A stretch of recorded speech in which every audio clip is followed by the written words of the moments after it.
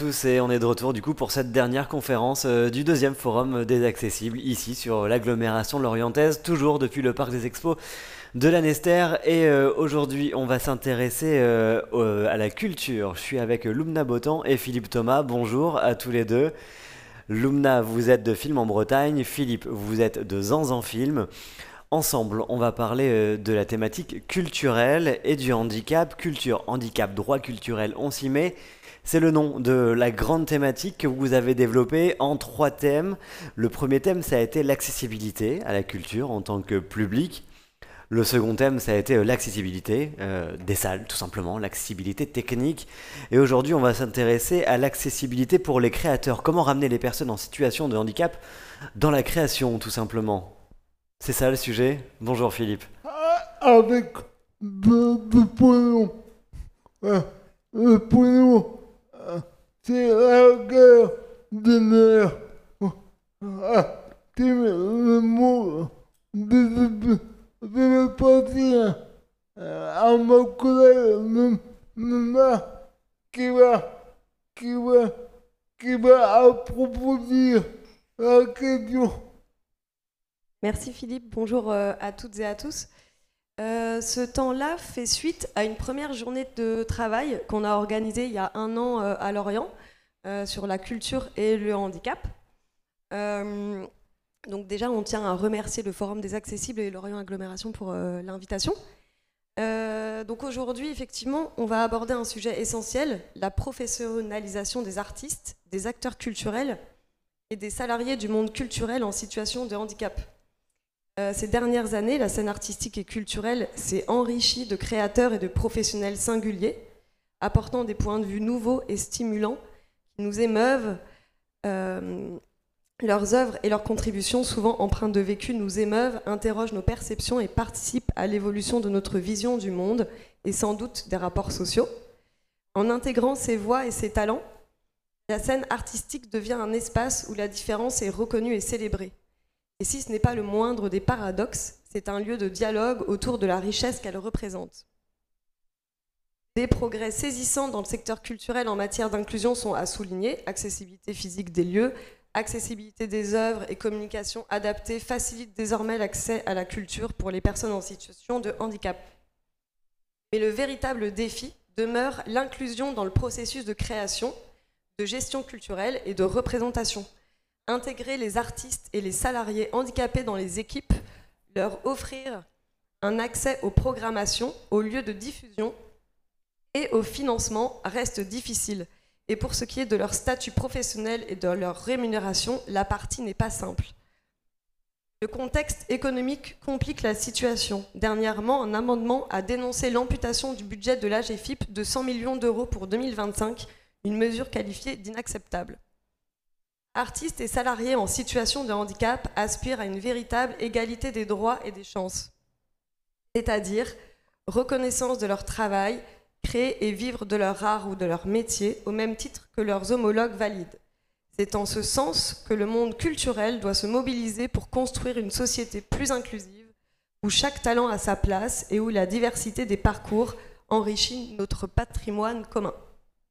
Voilà, c'était notre introduction à Philippe et à moi. Merci à tous les deux. Justement, vous avez regroupé toute une table ronde à la fois d'artistes qu'on va rencontrer et puis de parties prenantes, partenaires qui vous accompagnent du coup pour tout ce sujet. Moi, je vous laisse là. Je vais rejoindre du coup le reste de vos invités. Merci à tous les deux. Et bonjour à vous tous. Je commence par vous du coup, Valérie Loric de Cap Emploi. À côté de vous, du coup, j'ai Tumette Léon. Tumette, vous êtes comédienne et danseuse et du coup, vous êtes sourde. À côté de vous, c'est Cécile Barbedette, chorégraphe et danseuse, membre de la compagnie Dana. Je vous laisse prendre du coup un micro devant vous. Antoine Mottier, photographe et écrivain en situation du coup de handicap moteur. À côté de vous, c'est Quentin Aligan, délégué, pas du tout Quentin Aligan, il est de l'autre place, délégué général de régional Bretagne de l'AGFIP, et Dimitri Kasparzak, va falloir m'aider, danseur en situation de handicap moteur et membre également de la compagnie Dana. Je suis désolé, Cécile, j'ai complètement écorché le nom de Dimitri. C'est pas grave? Ok, on est bon. Vous avez souhaité qu'on découpe cette table ronde et cette conférence en 3 parties avec un parallèle à chaque fois entre des artistes et entre du coup la façon dont ils ont été intégrés, dont ils ont été accompagnés et comment finalement tout cela se passe au quotidien. Et on va commencer avec vous, Antoine. Oui. Bonjour, Antoine. Bonjour à tous. On vous voit pas beaucoup parce qu'on a une super rampe qui nous éclaire énormément.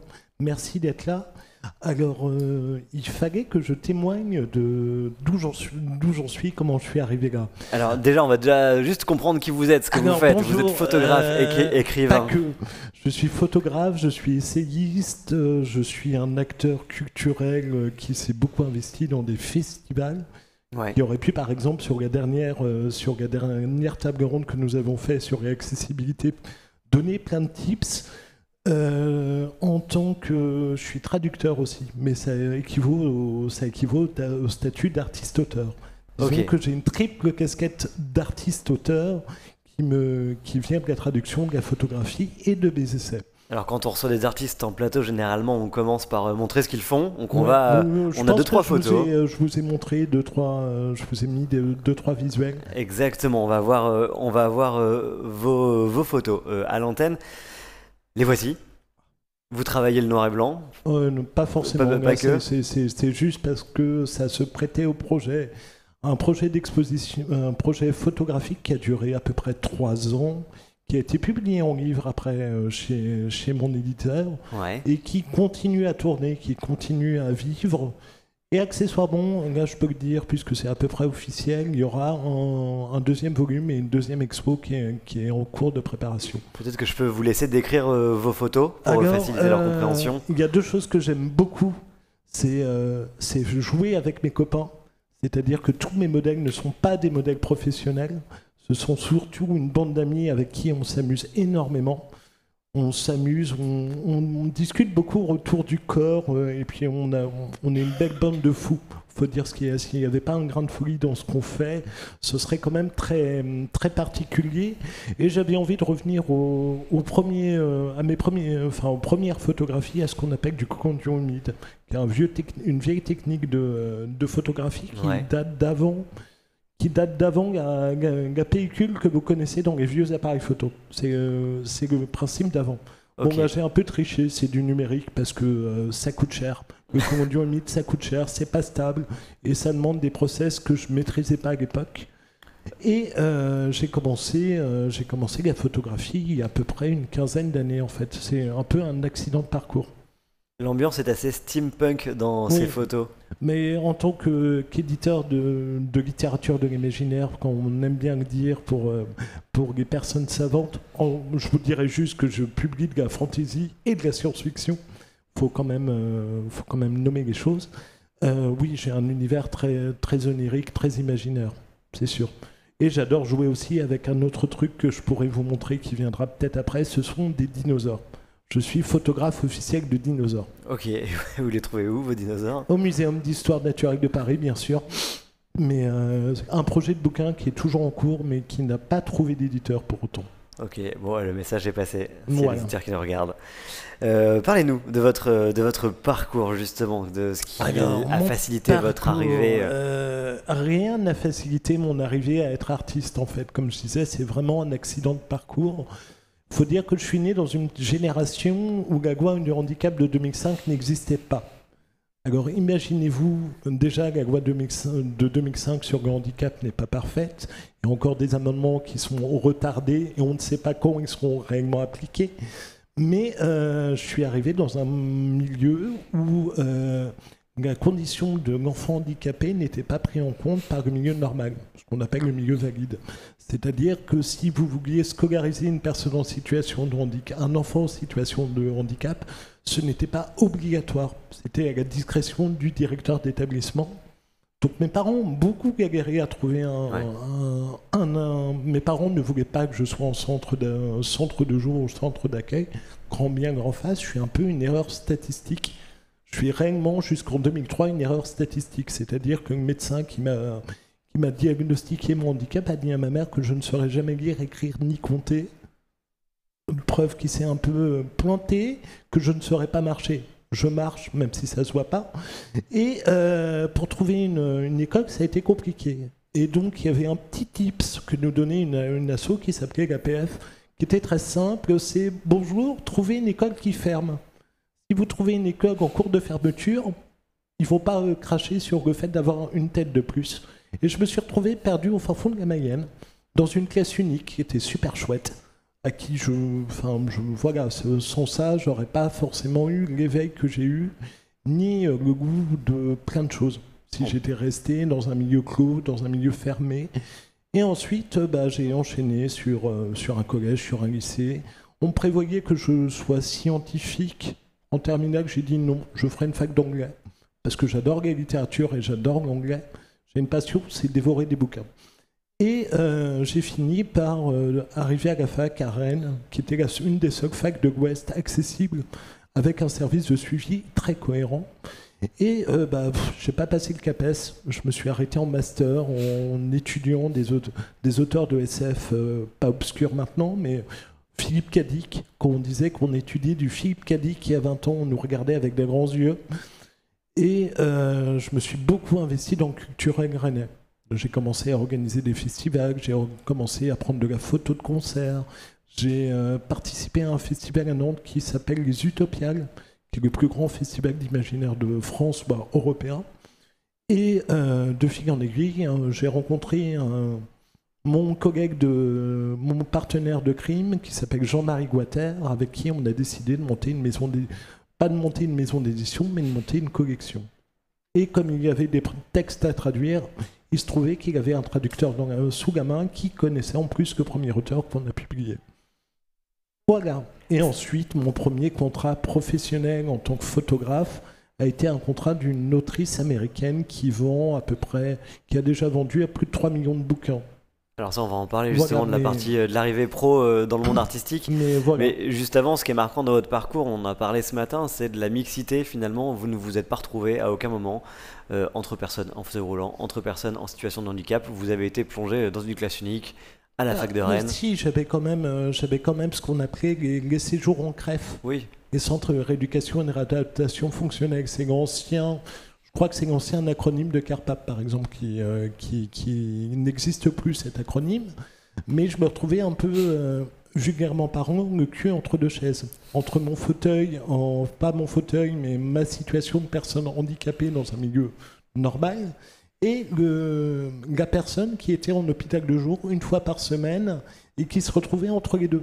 Parce que la majorité des gens qui étaient dans ces centres de rééducation fonctionnelle pour enfants n'avaient pas forcément la possibilité de sortir. Ils étaient en vase clos et je faisais partie des exemples de réussite. Ce qui m'a toujours traumatisé parce que j'avais une ambivalence du discours et de process par rapport à ça. C'est-à-dire que d'un côté, j'étais montré un peu du doigt, mais très bien accueilli, et de l'autre, un peu pareil, en étant toujours celui qui est le petit mouton noir de la famille, et ça reste par rapport à mon militantisme, par exemple, sur le handicap. Alors justement, à quel moment vous êtes devenu pro artistiquement? À quel moment votre travail a trouvé sa place? Vous alliez y venir, et comment, du coup... vous avez mixé ça avec le militantisme et avec la visibilité du handicap. J'ai mis énormément de temps à me revendiquer militant. C'est pas que je ne veux pas, je me considère pas militant, je le suis de nature parce que ma situation fait que je suis assez révolté très très souvent et que j'essaye de faire de la pédagogie. Enfin, quand on me laisse le temps, sinon des fois je hurle très fort sur les gens qui se garent mal sur les trottoirs. C'est salutaire, mais c'est pas très bon pour mon estomac. Mais j'ai commencé ma professionnalisation en 2010 ou 2011. On m'a proposé de faire ces portraits promotionnels de Robin Hood, qui a créé l'Assassin Royal, par exemple. Une petite série de fantasy, comme je disais, vendue à des millions d'exemplaires. Et c'est venu naturellement. Ensuite, j'ai continué à travailler mes projets sans avoir forcément envie d'en vivre pleinement. C'est-à-dire que connaissant le milieu photographique et des amis qui le faisaient déjà, Ne choisissez pas la culture et les métiers de l'esprit pour en vivre totalement. C'est toujours des métiers un peu galères. Faut dire ce qui est. Les droits d'auteur, ça paye, mais ça paye pas. C'est-à-dire qu'on est payé en avance du droit d'auteur et après on a des rééditions de droits d'auteur et on attend les prochains contrats pour en vivre réellement. La traduction aide beaucoup, c'est le même principe. Donc trouver des traductions, c'était en 2014. Là, je dois fêter l'anniversaire en faisant une réharmonisation de mon propre écrit. C'est un exercice de gymnastique assez perturbant. Et pour ce qui est des essais, et c'est là où le militantisme revient de manière assez forte, c'est que j'ai été pendant des années invité sur des tables rondes par rapport au handicap et la SF, la science-fiction du coup, puisque je maîtrise quand même à peu près les deux aspects. Et il s'est trouvé que l'année dernière, je me suis rendu compte qu'il y avait très peu de choses décrites sur le sujet. Et pour moi, une des raisons pour lesquelles il y a un manque d'inclusion aussi, c'est qu'il y a un manque de représentation dans les œuvres culturelles, dans la manière dont on veut mettre en avant des personnes handicapées. Citez-moi une bonne œuvre culturelle, un film, un livre, dans lequel on a une bonne description d'une personne en situation de handicap qui ne soit pas caricaturale. Station Access, oui, ce genre de choses. Mais si on parle de grands films, si on prend Avatar, par exemple, moi, Avatar me fait tomber, la gravité d'Avatar m'insupporte au plus haut point, pour plein de raisons. Et les films avec Captain America et tout ça, là j'ai bouffé le nom, là, les Avengers, c'est ça, non ? Oui, Avengers, vous parlez du principe de la personne en situation de handicap qui se surpasse par des super pouvoirs. Non, je sais pas, je crois que le chef il est en fauteuil tout simplement, non ? Non, ça c'est les X-Men, mais les X-Men, pardon. Les X-Men, il y a deux raisons pour lesquelles il y a deux raisons pour lesquelles le professeur Xavier est crédible, c'est qu'il a des super pouvoirs et qu'il est super riche et qu'il porte un costard. Je pense que s'il ne portait pas un costard et avait tous les attributs de Bruce Wayne, on ne le prendrait pas très au sérieux. Donc du coup, représentation tronquée aussi. Représentation tronquée, c'est juste faire un état des lieux. Ça me permet aussi de faire un état des lieux des biais validistes de représentation sur lesquels on peut influer sans donner de bons conseils. Je suis éditeur, je ne suis pas auteur, et loin de moi l'idée mais c'est de travailler ces biais de validistes, ces scories, ce que j'appelle des scories par rapport au corps handicapé. Du coup, vous dites que vous êtes et artiste et militant, que c'est deux mondes différents, mais là pour le coup, vous les regroupez, sur ce type de thématique et sur ce type de sujet. Voilà, puisque j'avais envie non plus d'être tokenisé pour utiliser un biais, mais aussi d'avoir une trace écrite qui me permette de légitimer toute la connaissance que j'ai pu acquérir depuis 15 ans. Ça fait 15 ans qu'on m'invite sur des tables rondes sur le handicap ou sur la littérature et le handicap. Je crois que je commence à avoir quelques petites choses à dire. On parle du statut justement artistique, c'est déjà une galère en milieu ordinaire. Comment ça se passe quand on est dans un milieu extraordinaire, quand on est avec parfois des différences, des particularités. Les particularités, déjà, quand je me déplace en salon, quand je me déplace de manière récurrente, il faut que je rappelle toujours que je suis une personne en situation de handicap. Ne me faites pas monter sur scène avec 3 marches. Non, n'oubliez pas la rampe d'accès. Ouais. Je pourrais citer des festivals qui ont cherché la rampe d'accès pendant 2 jours, mais ça arrive en termes d'implantation, c'est pas de leur faute.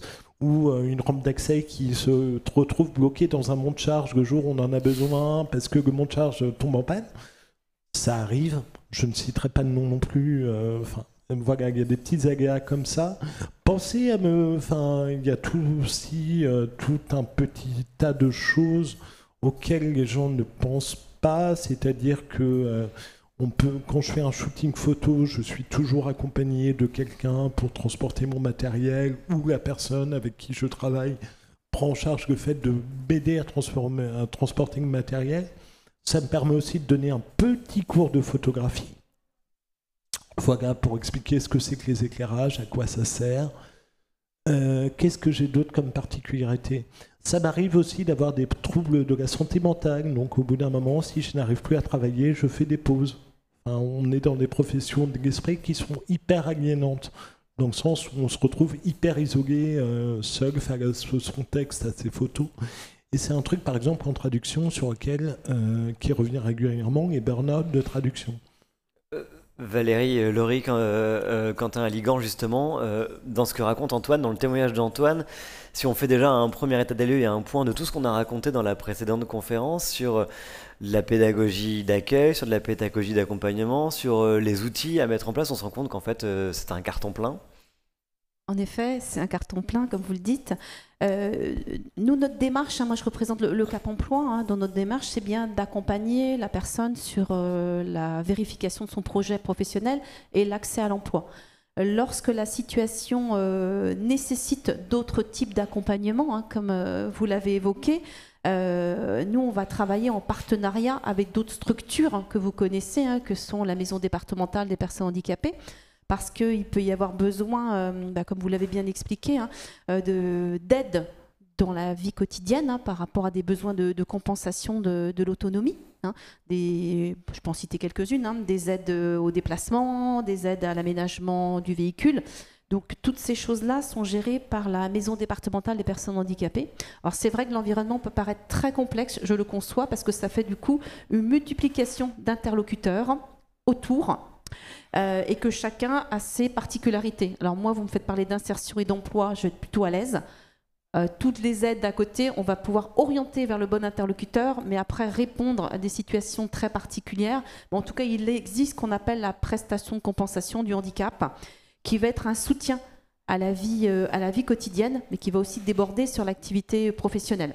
Après, c'est vrai, en fonction des problématiques que vous évoquez, quelquefois la quantité de temps de travail n'est pas forcément le temps plein. Et là, il peut exister aussi, mais vous connaissez mieux que moi, donc vous le direz, l'allocation adulte handicapé, qui permet en fait de venir compenser quand au niveau de l'activité professionnelle, on a une activité un peu plus réduite et en fonction de son taux de handicap. Alors, je ne rentrerai pas dans les détails qui sont aussi un peu des choses très complexes, parce que chaque situation est une étude individuelle par rapport à des critères d'âge, de ressources, de taux de handicap. Et je pense qu'on va embêter la salle si on rentre là-dedans. Nous, on va se focaliser vraiment sur l'accompagnement.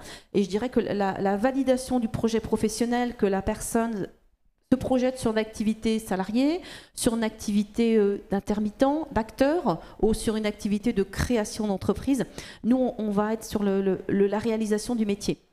Très honnêtement, au niveau du Cap Emploi, on ne reçoit pas forcément beaucoup de personnes qui se lancent dans un projet d'acteur.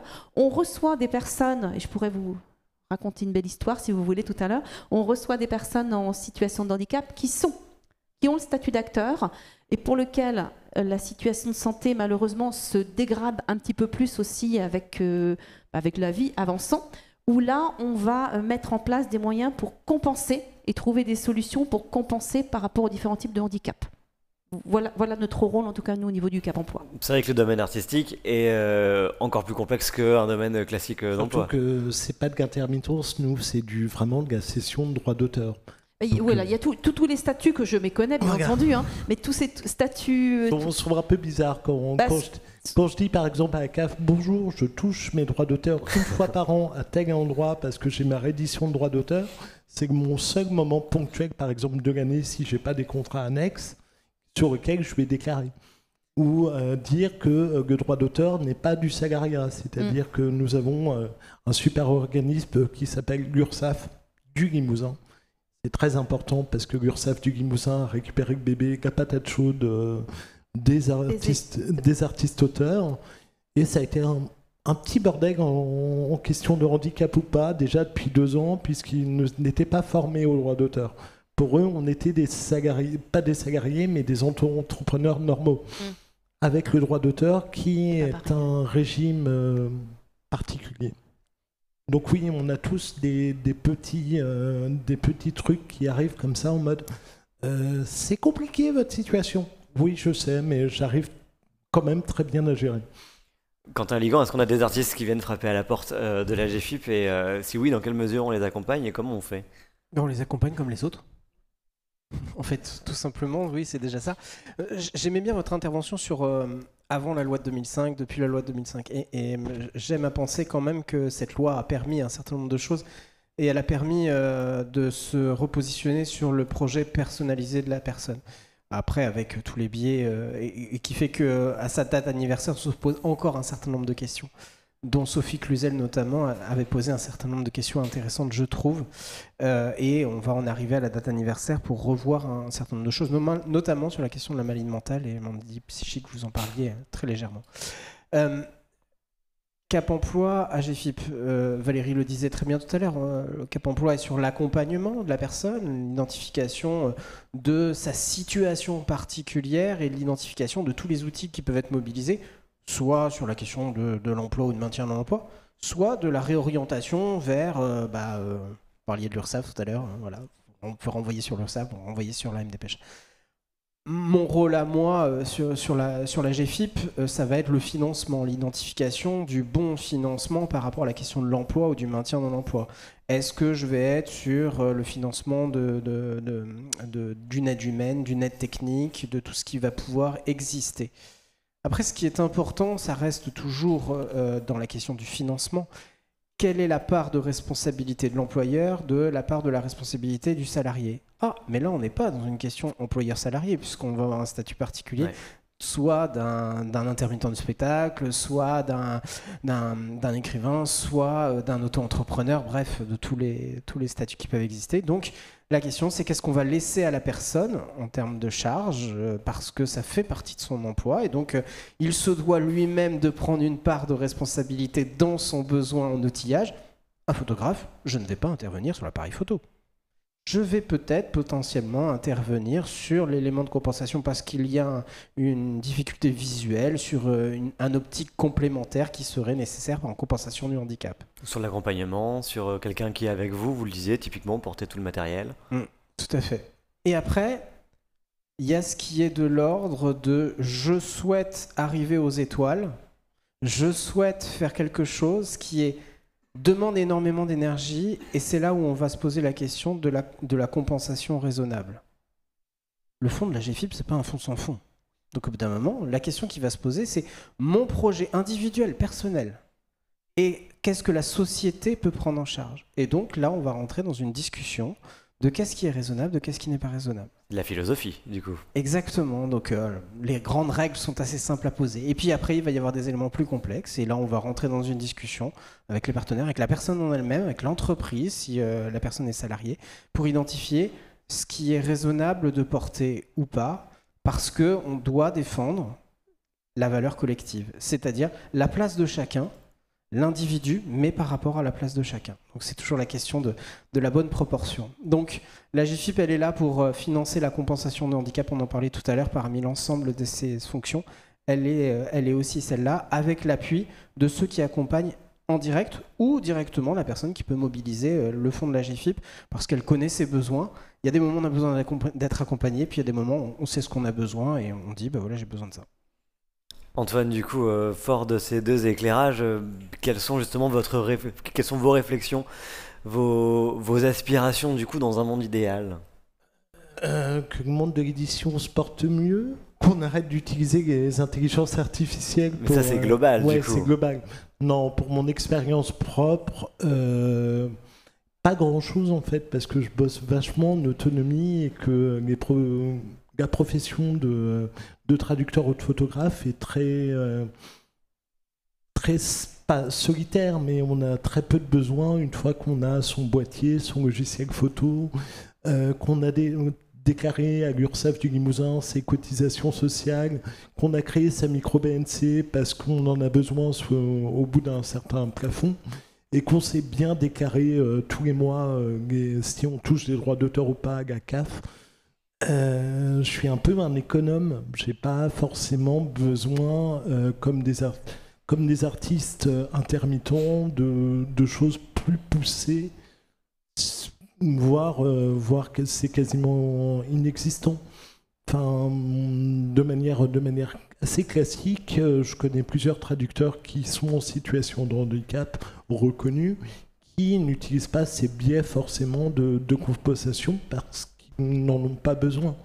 Moi, je peux travailler avec du moment que j'ai un clavier, un crayon et un appareil photo, si j'en ai besoin, je peux travailler quasiment partout. De temps en temps, oui, je me fais accompagner parce que je suis en représentation, mais c'est déjà budgétisé puisque généralement je ne pars pas à mes frais en représentation, c'est le festival qui prend en charge. Ou c'est les employeurs, je leur demande de prendre en charge la personne qui vient travailler avec moi. Frenex, quoi. Voilà. Je vous remercie pour votre éclairage, De rien. pour ce premier éclairage. On va passer à un deuxième témoignage, celui de Tumette Léon. Bonjour, alors vous êtes comédienne, vous avez pris le micro, nickel, vous êtes comédienne, danseuse, sourde.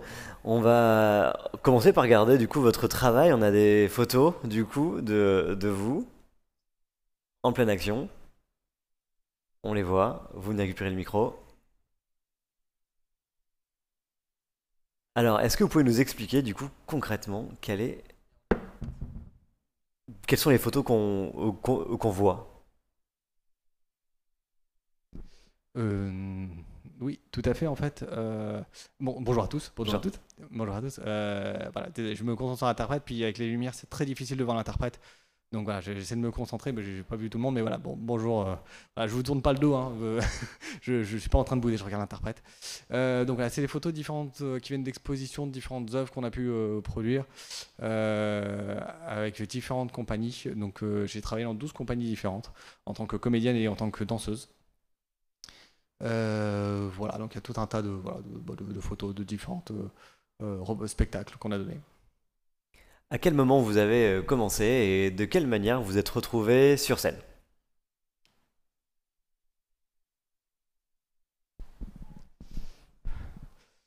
Alors moi je fais de la danse depuis que je suis toute petite. Et au début j'ai fait de la danse africaine quand j'avais 12 ans. Donc, j'adorais la danse africaine. Et à partir de 16 ans en fait j'ai fait de la danse, de l'expression corporelle. Et puis ensuite j'ai commencé à travailler, donc à partir de 20 ans. J'ai commencé à plonger en fait dans le monde de l'art. Et alors, j'ai eu 2 périodes. En fait, le monde de la culture sourde. Alors, pardon. La langue des signes. En fait, au départ, pour moi, c'était juste un outil de communication. Je l'utilisais juste comme outil. Et après 16 ans, en fait, j'ai commencé à plonger dans la culture sourde, à découvrir en fait, l'histoire des sourds, l'histoire de la langue des signes, tout cet univers-là. J'ai découvert ça. Je me suis plongé dedans et je me suis dit, mais en fait, quel est l'art en langue des signes? Quelle est l'expression artistique en langue des signes? Et quelles sont les différentes expressions entre l'expression de langue des signes du quotidien et l'expression des signes artistique. Et puis en fait, voilà, j'ai fini par passer de l'autre côté et à être dans des œuvres, des spectacles en langue des signes. Et donc ça fait... Ah d'accord, et je suis intermittente depuis 2016. Du coup, vous êtes arrivé directement par le prisme finalement de l'art, d'abord artiste classique entre guillemets, puis vous avez amené petit à petit la LSF, la langue des signes, dans votre art, dans votre quotidien artistique finalement, dans votre personnel est venu prendre le pas dans le professionnel et est venu s'imbriquer dans votre création artistique.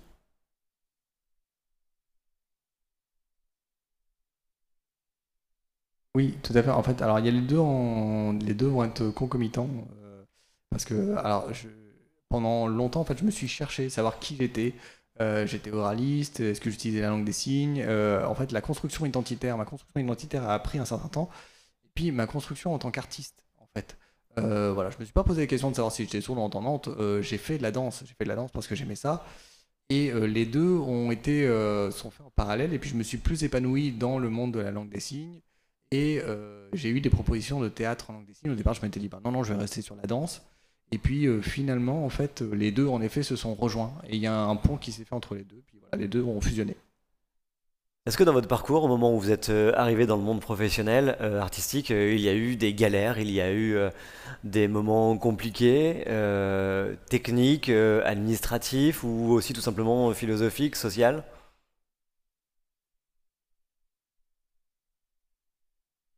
Oui, oh que oui, bien sûr. J'ai de moultes exemples à évoquer.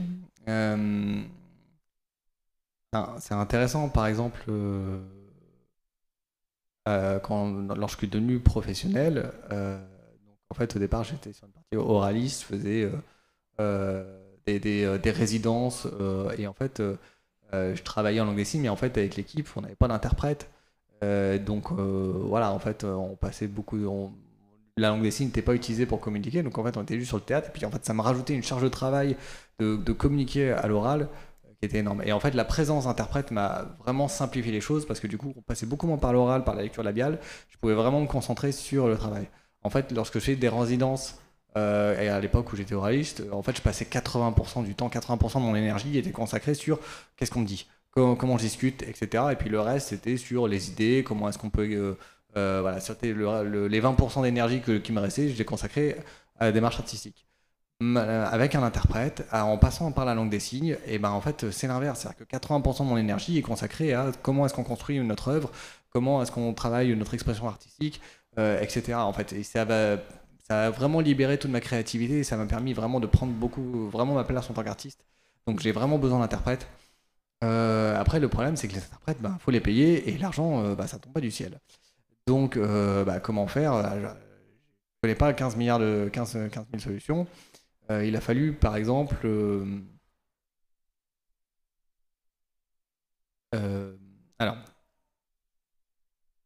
pardon, j'ai pris un lien avec la GFIP. J'ai posé la question, ouais. Oui. Et en fait, je vais vous raconter 2 situations qui me sont arrivées. Je suis mieux que ça, je suis en face. Donc par rapport à la GFIP, il fallait que j'aille chez le médecin pour avoir un certificat médical, pour pouvoir monter le dossier auprès de la GFIP, pour avoir les financements, pour avoir les remboursements quand on fait appel à des interprètes lors des résidences. Le problème, c'est qu'en fait, j'ai fait partie de 10 compagnies différentes, 10 compagnies de théâtre. Donc pour chaque compagnie, il fallait à chaque fois que j'aille voir le médecin du travail pour avoir un certificat au nom de chaque compagnie, et ça, fallait le faire tous les 3 mois pour chaque compagnie. Et en fait, à chaque fois, je passais mon temps à faire des allers-retours, et puis à chaque fois, fallait demander, voilà, fallait du temps, fallait prévoir les interprètes, enfin, c'était vraiment énormément de démarches administratives, alors que c'est pas mon rôle, c'est pas mon métier.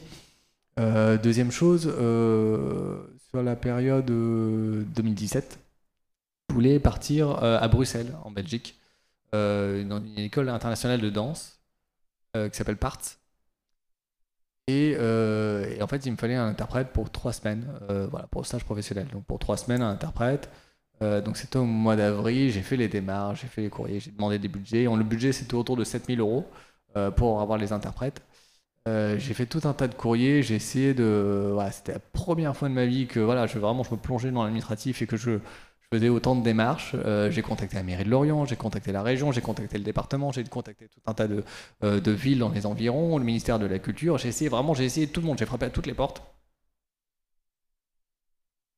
Et en fait, à chaque fois, on me répondait que c'était pas possible, en fait, qu'il fallait voir avec la GFIP. Donc j'ai vu avec la GFIP et j'ai essayé. En fait, à chaque fois, on me disait c'était pas possible, donc on va voir avec la GFIP. Et ils me disent on va voir, on va faire une commission. Là, à ce moment-là, on était en avril. Au mois de juin, j'avais toujours pas de nouvelles. Et en 2017, on n'avait pas encore les centres relais. Je sais pas si vous connaissez ces systèmes, en fait, avec un interprète à distance. En 2017, ça n'existait pas en fait, donc on pouvait pas passer par le téléphone. Et donc je demande à ma sœur qui passe un coup de fil pour savoir s'il y avait des nouvelles de cette commission. Elle dit oui, la commission a validé le dossier. Super, ok, j'étais soulagé. Et 2 semaines avant le début de la formation professionnelle, en fait, j'ai reçu un courrier de refus. J'étais complètement perdu parce que c'était 2 semaines avant, au motif que en fait c'était hors contrat de travail. Mais en fait, j'ai indiqué que c'était en lien avec une activité professionnelle. Et en fait, il me restait 30 jours, j'avais 30 jours pour faire appel, mais moi, il me restait que 10 jours pour rentrer en formation. Donc, je suis allé voir ma mère, je lui ai demandé de passer un coup de fil. Elle a réussi à avoir un contact avec la GFIP qui, au final, ils m'ont accordé 4 000 €. Et en fait, les interprètes m'ont dit, en fait, pour 4 000 €, ça va pas être suffisant. Donc, il a fallu que je cherche d'autres interprètes qui accepteraient de venir bénévolement. Ça a été la course. Il a fallu tout le temps chercher, courir, à demander à droite, à gauche, pour faire cette formation professionnalisée. Et en fait, je suis arrivé en formation, j'étais rincé. J'ai fait les 3 semaines de cours. C'était vraiment très riche, mais j'avais vraiment besoin pour mon parcours de vie, quoi. Et là, moi, actuellement, ça m'intéresserait de faire d'autres formations, mais en fait, j'ai absolument pas l'énergie de refaire tout ça, quoi. Voilà. Quentin Ligan, du coup, je vous veux sourire sur le témoignage de Tumette parce que typiquement, là, on aborde plein de problématiques. On aborde la problématique financière, plutôt contractuelle d'un artiste où son temps de travail, c'est pas juste le temps du cachet, donc le temps du contrat de travail. Il y a du travail avant, il y a du travail après. Dans le cadre de Tumette Léon, du coup, il faut qu'il y ait des interprètes avant, des interprètes après. Il y a une difficulté de communication avec des services administratifs, somme toute assez classiques. Et en plus de ça, il y a un moment où tout le monde n'arrive pas trop à se mettre d'accord sur combien d'argent on a besoin et comment on débloque des fonds. Alors, je ne vais pas m'arrêter sur votre situation que je ne méconnais. C'est-à-dire que à chaque fois, je vais toujours prendre de la hauteur sur les situations en général et donc jamais sur une situation individuelle. Parce qu'après, c'est un peu gênant pour tout le monde. Et c'est pas le sujet en fait, c'est vraiment la situation artistique et situation. Vous parlez d'organismes de formation. On en a parlé un peu à la table ronde précédente. Le sujet, c'est comment on rend accessible l'organisme de formation. Et quelle est la responsabilité de l'organisme de formation de rendre accessible? Donc moi, à la GFIP, je vais chercher à mobiliser les fonds pour rendre accessible par rapport à la situation individuelle de la personne en lien avec la responsabilité de l'organisme de formation. Donc, c'est toujours une question de proportion de l'investissement, enfin, pas de l'investissement, mais du financement que je vais pouvoir déployer par rapport aux besoins que peut avoir la personne. Alors, on a évolué depuis 2017, même si la compensation du handicap a toujours été un sujet important pour la GFIP, mais la compensation hors organisme de formation évolue de plus en plus, notamment, au-delà de la question de la LSF, la question du handicap psychique, du handicap mental, de tout ce qui est dyslexie, dysphasie. Voilà, c'est toute la question de l'aménagement aussi des cours tels qu'ils sont donnés. Ensuite, on vient sur la question de la langue des signes, qui elle-même nécessite soit un interprétariat, soit un interprète, deux choses différentes, et qui demande un temps humain assez important. Qu'est-ce que va être la prise en charge pendant l'organisme de formation, pendant la vie de la personne et pendant son parcours professionnel? C'est des temps différents, donc des fonds différents. Ce qui fait que c'est un marasme administratif pour la personne. C'est un enfer, c'est extrêmement compliqué. Donc souvent, ça va être des situations qu'on va regarder de près pour essayer de trouver la bonne solution qui va bien pour la personne. Mais on le sait, dans le monde des malentendants ou des sourds profonds, c'est toujours une problématique aujourd'hui qui n'est pas correctement prise en charge par l'ensemble des institutions que nous sommes. Parce que derrière, ça demande des moyens financiers assez conséquents. Vous disiez tout à l'heure 7 000 € par exemple, c'est pas rien. Et donc la question, c'est comment on le prend en charge collectivement, pour une partie par les départements, pour une partie par la région, pour une partie par la culture, pour une partie par la GFIP. Bon, d'un moment, moi en tant que bénéficiaire, j'ai pas envie d'aller voir chacun d'entre eux. J'aimerais bien juste qu'on me dise je peux partir en formation. C'est un peu ce que vous dites. Et donc, on va chercher, nous, à GFIP, à le prendre avec bienveillance, tout en faisant attention. Comme je le disais tout à l'heure, c'est un fonds qui n'est pas sans fond. J'entendais le côté un peu militant tout à l'heure, qui était de dire attention, enlever 100 millions d'euros à la GFIP. J'espère qu'au final, ça ne sera pas le cas. Mais ce qui est important, c'est de se poser la question de ok, je vais intervenir sur la situation individuelle, mais comment je vais pouvoir répondre aussi à l'ensemble des besoins et des problématiques. Mais je vous rejoins sur la problématique liée à la traduction ou à l'interprétariat, qui reste une problématique qui n'est pas complètement prise en charge en France, ou elle n'est prise en charge que partiellement. Valérie Loric, vous aviez un exemple concret du coup à Lorient. Vous avez accompagné une personne dans le milieu de la peinture. Alors, je prends mes petites notes. Allez-y, c'est quelqu'un d'équipe qui l'a accompagné pour illustrer. C'est l'histoire d'Éric.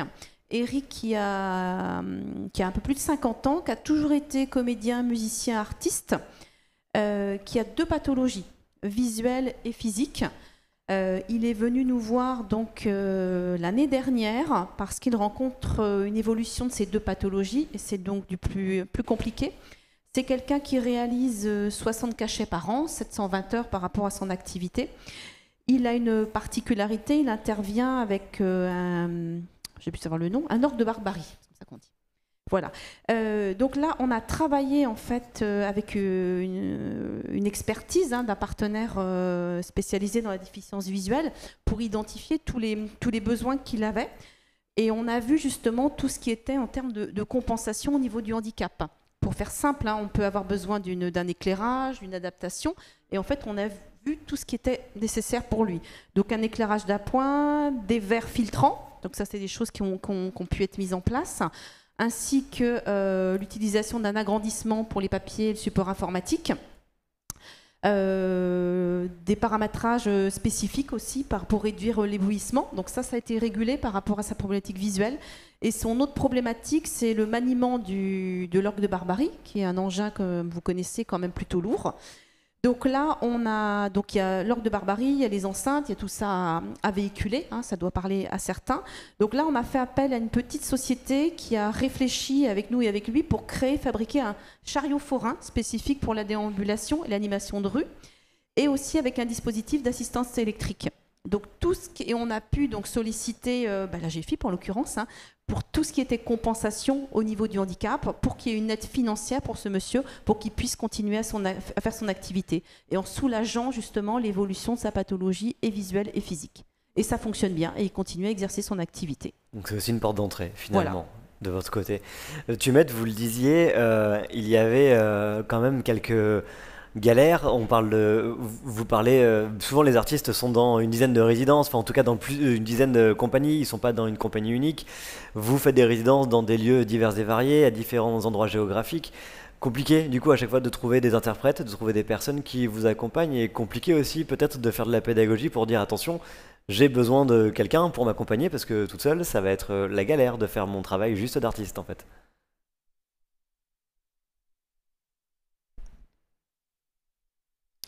Tout à fait. Alors, en effet, j'ai plusieurs casquettes. Je fais de la danse, je fais du chant-cygne, de la musique.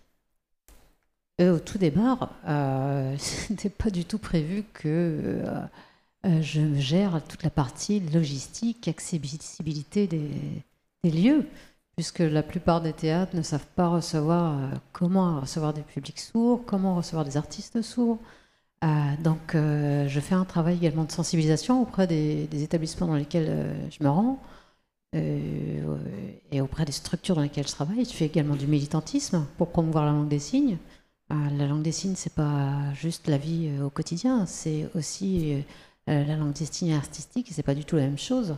On est 30 à peu près intermittents du spectacle sourd aujourd'hui à partager les mêmes difficultés, à rencontrer les mêmes embûches, à savoir ce travail de logistique et administratif que nous devons gérer. Et on sait très bien que les besoins d'interprétariat, c'est très compliqué avec la GFIP. Enfin, voilà, ça nous génère des problématiques en plus, et c'est une charge qui n'était pas prévue au départ. Aujourd'hui, là, vous travaillez sur quoi? Vous êtes dans quel milieu, dans quelle résidence? Vous êtes sur quel spectacle et comment ça se passe concrètement? Comment se passe l'accompagnement?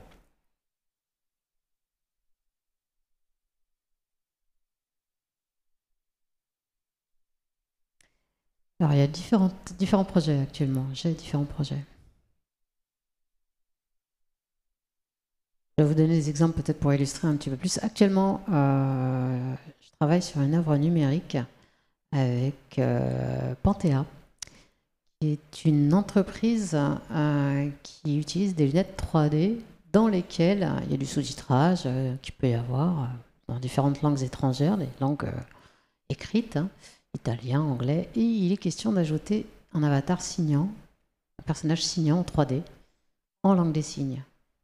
Donc vous imaginez, vous chaussez vos lunettes et vous voyez un spectacle en langue des signes. Donc voilà, là, en ce moment, je travaille avec la Comédie Française, qui est à l'initiative de ce prototype. Et on travaille sur cette mise en scène. Donc là, je fais la comédienne sourde. On a un texte de la pièce, issu d'une pièce de la Comédie Française, qui embauche des traducteurs sourds professionnels qui doivent faire l'adaptation en langue des signes française, parce qu'on parle de langues distinctes avec une structure et une grammaire différentes. Il faut faire tout ce travail de traduction d'adaptation. Ensuite, il faut apprendre le texte, il faut apprendre les textes des personnages, trouver une langue des signes adaptée en fonction des personnages, trouver une prosodie, Enfin, voilà, faire tout ça, se filmer, et ensuite l'intégrer dans les lunettes. Deuxième spectacle qui s'appelle PIBA, qui est une structure brestoise. C'est un spectacle qui présente un spectacle trilingue, français, breton, langue des signes française, totalement accessible pour tout public, donc français, breton, sourd, le spectacle s'appelle Voie lactée. Et de la même façon, pour la préparation de ce spectacle, lors de la résidence, il a bien fallu avoir des interprètes pour communiquer avec le reste de l'équipe. Il a également fallu un traducteur breton. Il a fallu un traducteur pour moi, un traducteur breton-français. Donc ça a été une super expérience à partager. Et il a fallu également adapter la mise en scène pour que l'aspect visuel de la langue des signes soit bien prégnant. Il faut donc avoir des besoins scéniques particuliers. Je pense notamment à un spectacle, à une salle de spectacle à Chaillot, qui est une association qui s'appelle Accès-Culture à Paris, qui fait de l'adaptation de spectacles en langue des signes française. Vous avez votre scène et vous imaginez qu'il y a pour le public sourd quelqu'un sur le bord de scène qui traduit. Voilà, donc ça c'est une des autres structures dans lesquelles je travaille. Que ce soit pour le théâtre à Paris. Pardon, que ce soit pour le théâtre PIBA ou que ce soit pour la Comédie Française qui imagine ce masque 3D avec vraiment un travail spécifique et sensibilisé autour des handicaps visuels, autour de la surdité. C'est facile parce que pour le coup, c'est déjà dans le sujet du spectacle. Mais alors quand vous intervenez par exemple sur un spectacle de danse où clairement toute l'équipe elle n'est pas au courant, où elle n'est pas du tout sensibilisée, comment vous faites? Petite galère j'imagine.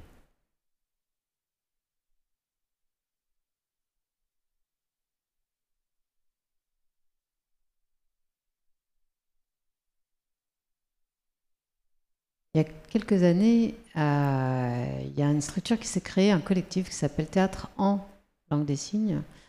Actuellement, il y a 12 structures qui font partie de ce collectif, dans des lieux qui sont très très connus, qui se réunissent régulièrement justement pour réfléchir à l'accueil de publics sourds, à l'accueil de compagnies, de professionnels sourds.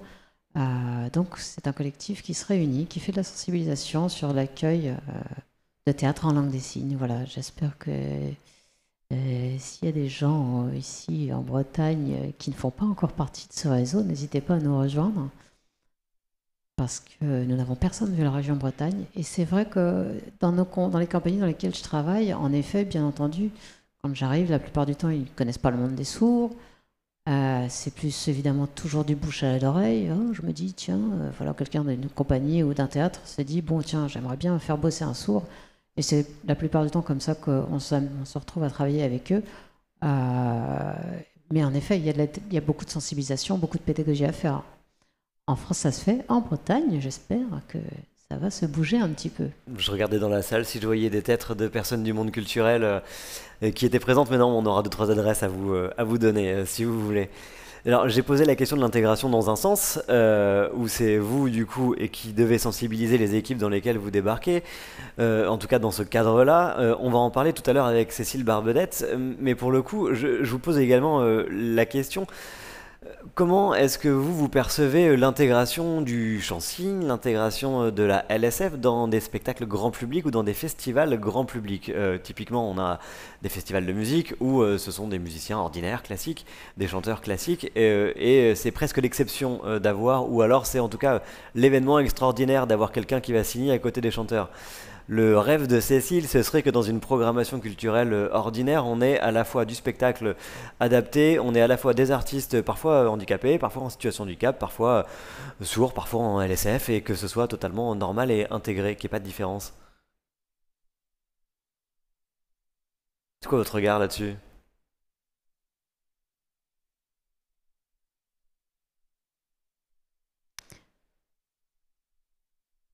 Alors de plus en plus, Philharmonie, et de plus en plus de lieux, notamment la Philharmonie de Paris, font ce genre d'événements accessibles en langue des signes, en effet, avec des chansonnniers, des chansonneuses, opéra, musique classique, de plus en plus ça se fait.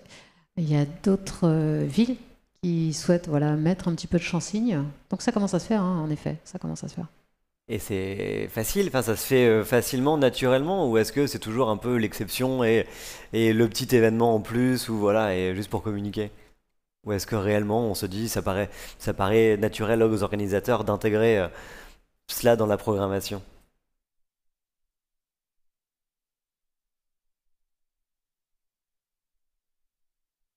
Toujours la même chose, c'est toujours une histoire de sensibilisation, toujours la même chose. Dans mon parcours, tout ce que j'ai été amenée à faire avec des gens qui ne connaissaient pas, c'était ça, c'était de la sensibilisation. Il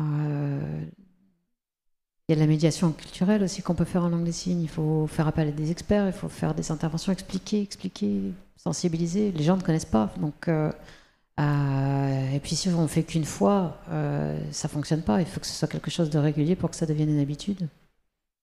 Alors vous nous avez parlé de vos galères administratives tout à l'heure avec en partie tous ces dossiers qu'il faut monter, les problèmes de communication avec les uns et les autres. Vous nous parlez de cette sensibilisation. Quelles sont vos propositions, vos réflexions, et est-ce que vous avez la recette miracle, ou en tout cas quelques pistes pour aider le monde culturel à se dire allez, on va franchir un pas et un cap de plus facilement?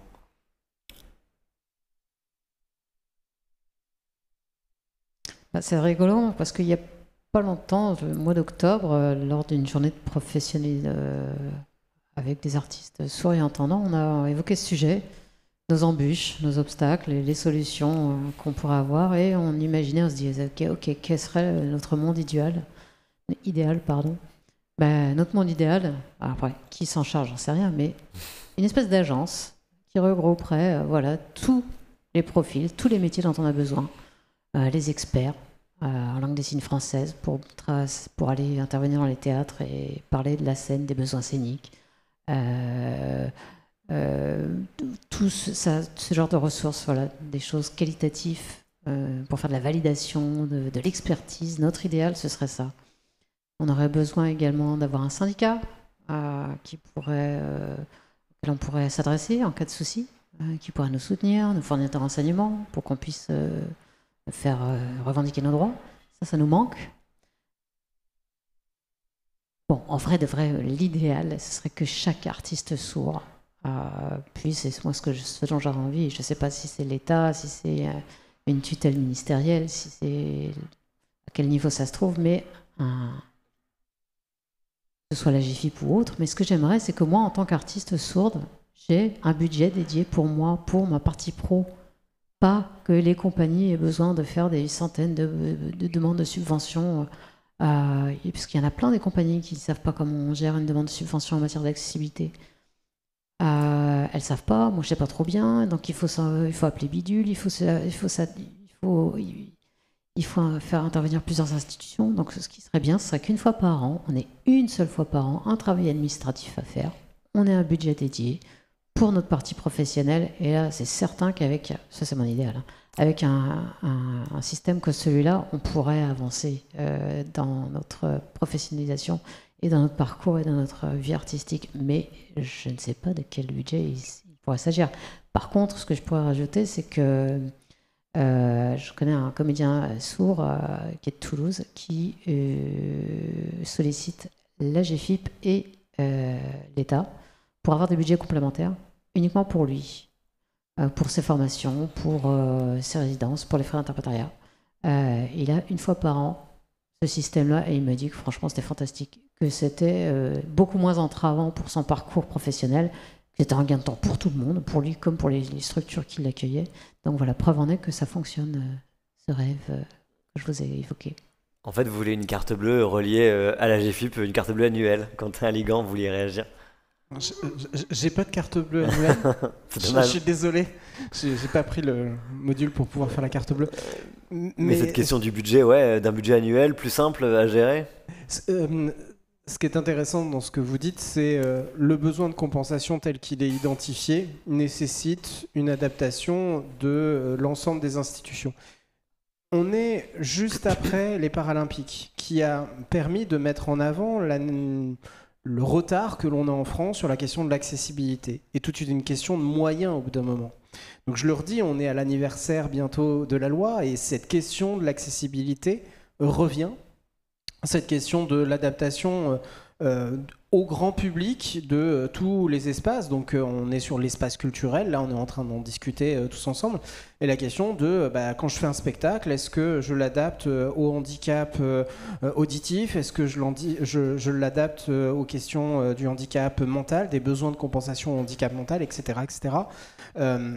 Et à tous les handicaps invisibles. Donc la question de l'accessibilité, elle est très large et elle est complexe à traiter en termes de politique publique. Et c'est un des axes, au-delà du handicap mental et psychique, que doit être questionné au moment de l'anniversaire de la loi. Et ensuite, sur la question du handicap auditif et de sa prise en charge dans le cadre du métier, il nous appartient à nous de trouver les solutions, mais pas tout seul de notre côté, c'est de les trouver avec les bénéficiaires et de pouvoir entrer dans un dialogue nous permettant de trouver la bonne solution qui va bien, parce qu'il n'y a pas que la solution financière, il y a aussi la solution de l'adaptation technique qui peut être un élément moins coûteux mais positif, alors qu'à d'autres moments ça doit être un moyen humain. Bref, il s'agit dans une société où on veut faire du vivre ensemble de discuter, parce que le vivre ensemble c'est aussi une discussion pour que chacun ait sa place par rapport à l'effort qu'il doit faire également de son côté. Vous parliez dans une précédente conférence que c'est aussi le rôle social, et quel rôle social veut avoir une entreprise, un théâtre, un lieu culturel, donc ça prend tout son sens là-dedans. Tumette nous disait également qu'elle rêverait pardon pour le micro, que Tumette rêverait d'avoir le bureau un peu des accessibles, un bureau facile d'accès à qui on puisse contacter, dire bonjour, je veux un interprète pour telle ville.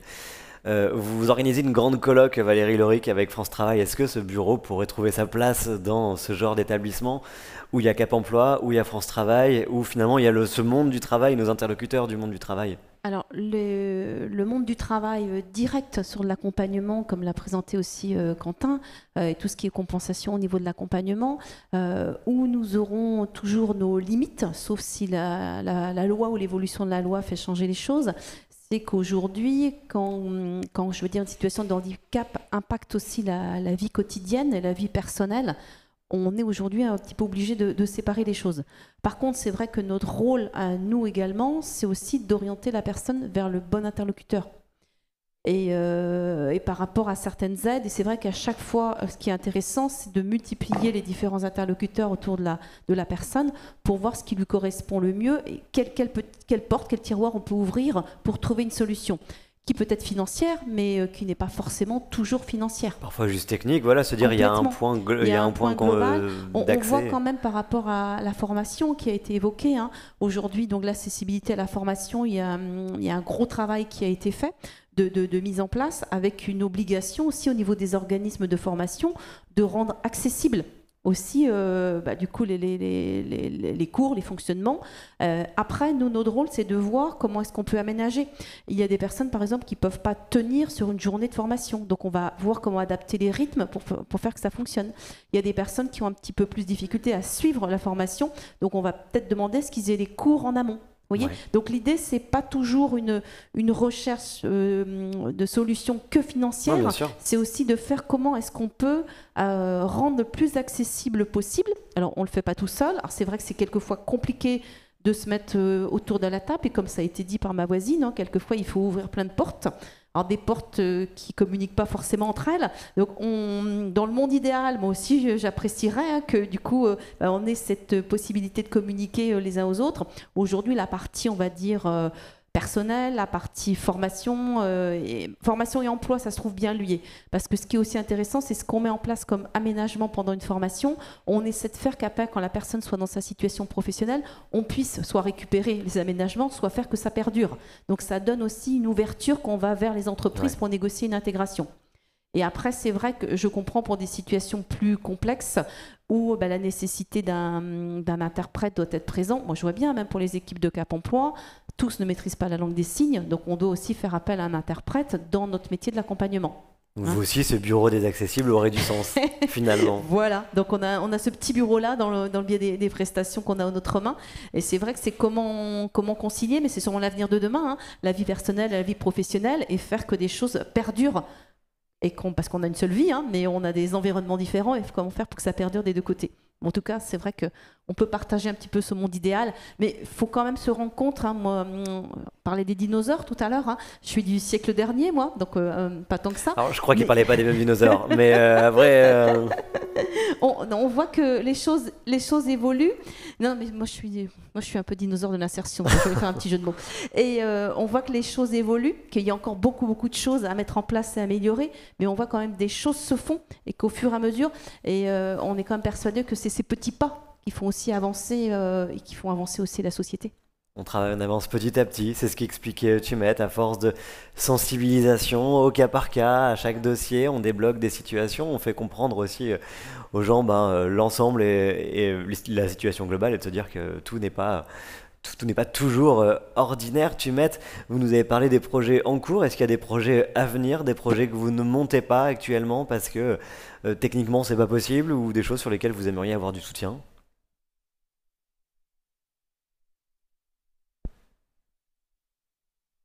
Je vais encore insister avec la GFIP, mais... Il va finir par partir à un moment donné. Non, je ne vais pas m'en prendre à vous quand même. C'est la GFIP de Bordeaux, c'est pas vous. Un projet en cours, oui. Projet en cours. Actuellement, j'ai 7 spectacles qui sont en tournée. 2 nouveaux qui sont en cours en projet. Ça se rapporte jusqu'à 2026. Le premier, c'est L'Amour sourd, qui est avec une compagnie de Rennes. Là, c'est le Théâtre du Silence. Amour sourd. En cours, ce sont des témoignages de situations d'amour. Est-ce que nous, sourds, vous, entendants, on vit les mêmes choses? Des sourds en langue des signes, des sourds oralistes.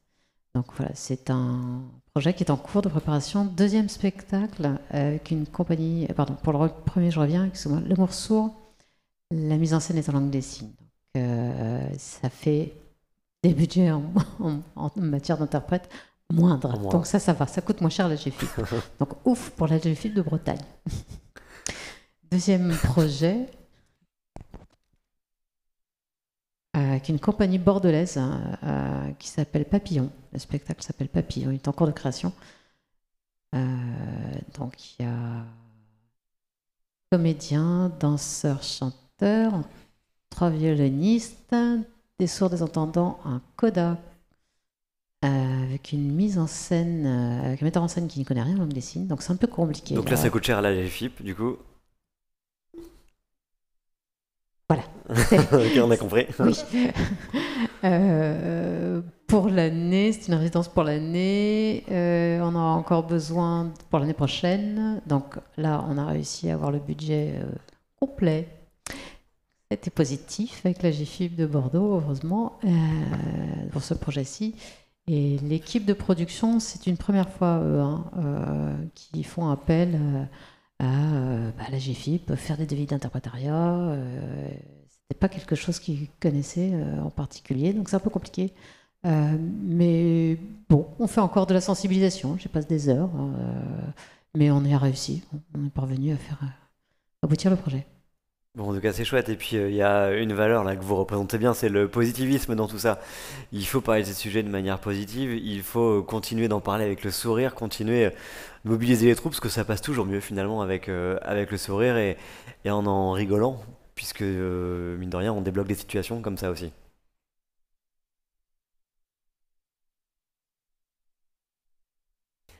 Oui. Merci, Tumette Léon. Merci beaucoup. On va passer à notre troisième témoignage. Je reprends mes fiches parce que je vais éviter d'écorcher votre nom pour la 3e fois. Il y a un clip, mais oui, carrément, il y a un clip. Oui, on a un clip. Vous avez chanté. Tout à fait. Vous avez chansigné Zao de Sagazan. Oui, c'est ça, exactement. Je voulais juste vous parler de ça. Carrément. Mois de janvier dernier, il y a eu une émission de télé. Les Victoires de la musique. Lors des Victoires de la musique, il y a un directeur artistique qui a accompagné une toute petite compagnie pour avoir une chorale de 30 chansonneurs sourds.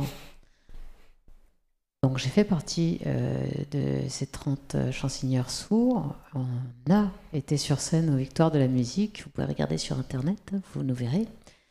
On a fait une petite représentation et lors de la reprise, c'était lors de la remise de prix de Zao de Sagazan. Et le réalisateur a eu un coup de cœur voilà, pour la langue des signes et on a accroché tous les deux. Il m'a proposé de réaliser le clip de Zao de Sagazan en langue des signes. Il est sorti il y a quelques semaines. Voilà, je suis ravie de vous le partager et de vous le montrer. Eh bien, pause musicale et on regarde ce clip tout de suite.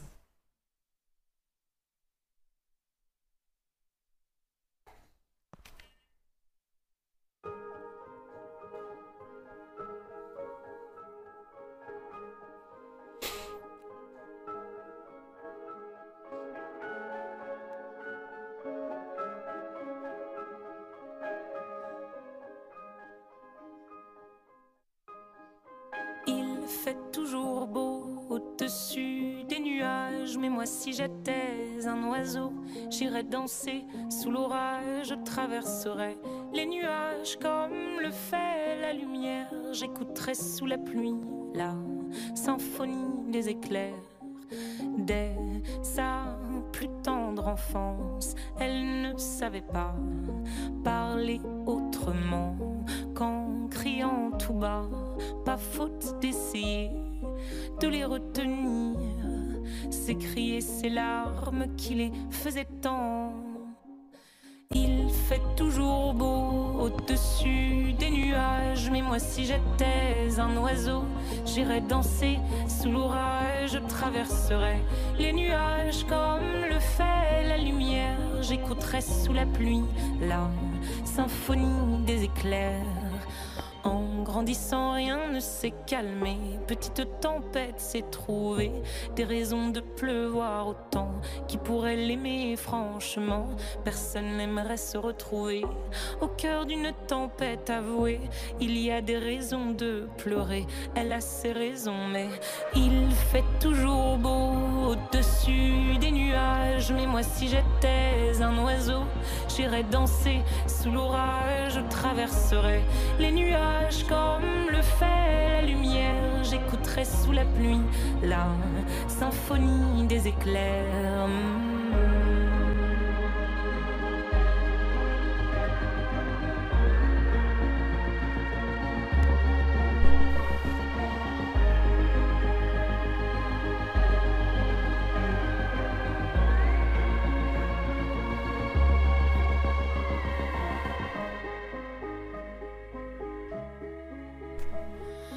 Quand la tempête a su que des mélodies pouvaient s'échapper du vent et se retrouver dans le cœur des gens, celle-ci s'est dit: nulle raison d'envier le soleil, je ferai danser les gens, rythme de mes pleurs, la tourmente de mes chants viendra réchauffer les cœurs, réchauffer mon cœur. Il fait toujours beau au-dessus des nuages, mais moi je suis de ces oiseaux qui nous font danser sous l'orage. Je traverserai tous les nuages pour trouver la lumière en chantant sous la pluie la symphonie des éclairs.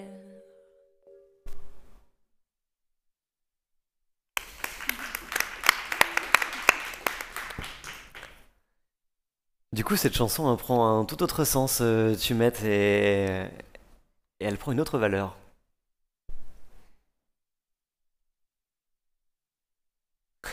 Merci, Tumette. On va passer, du coup, au dernier témoignage. Dimitri, et promis, je n'écorche pas votre nom de famille, Kaspzak. C'est bon, on est bon, cool. Vous êtes danseur et chorégraphe à la compagnie Dana, pardon, du coup j'ai écorché le nom de la compagnie. Et c'est une chance sur deux, hein, voilà, désolé. La compagnie Dana, c'est avec vous, Cécile Barbedette. Bonjour également. Bonjour. Vous avez votre micro. Dimitri, vous êtes danseur, chorégraphe. Qu'est-ce que vous produisez? Qu'est-ce que vous faites concrètement comme type de danse? C'est de la danse contemporaine? On est sur quel type de... Contemporaine. Plutôt contemporaine. Qu'est-ce qui vous a amené à pratiquer la danse.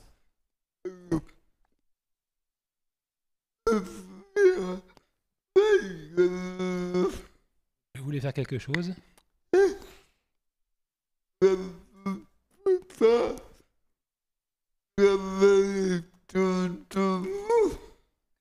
Pas travailler comme tout le monde?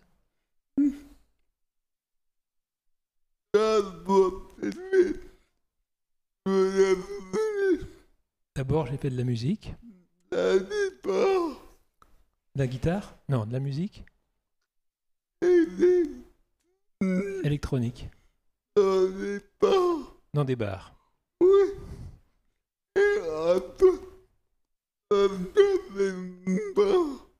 Et après?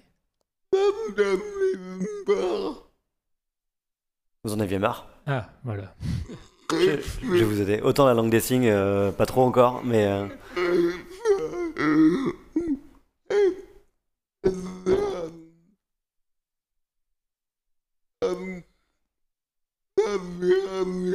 J'avais envie de trouver un moyen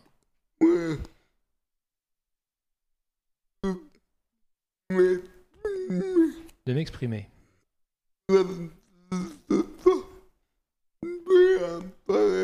Comme je ne sais pas bien parler,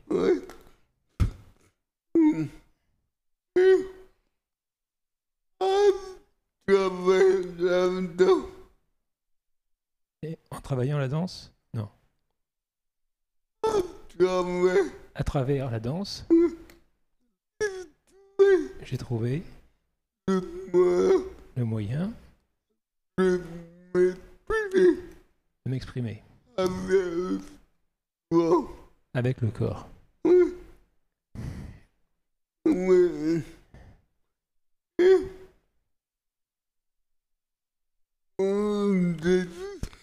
Au début,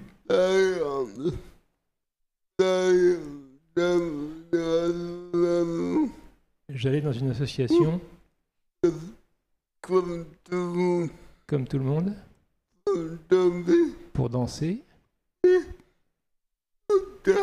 Et plus tard, il y a quelqu'un qui voulait me donner de l'argent? Me proposer de l'argent? Non. C'était la GFIP. Non, pardon, j'arrête. Quelqu'un qui...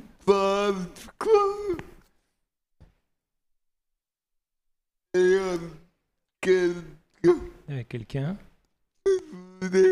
qui faisait, qui voulait me connaître davantage.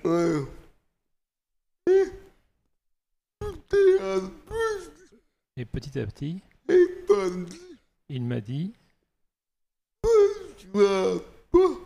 pourquoi pas,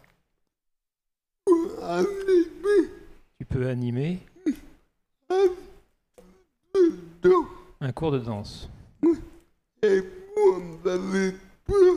moi j'avais peur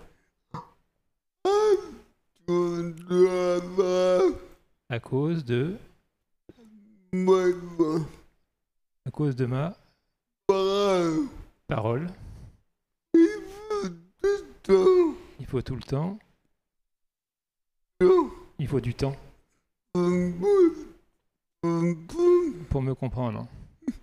Et elle m'a dit, c'est pas grave, on va prendre du temps.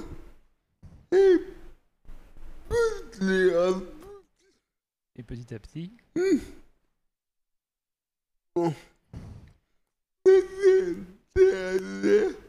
j'ai fait des essais. Et ça m'a plu. Et plus tard,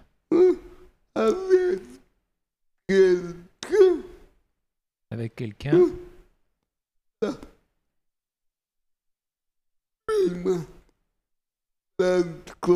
depuis 5 ans, à peu près, J'anime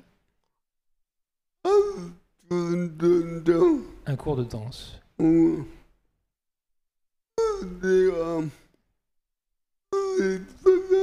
Pour des personnes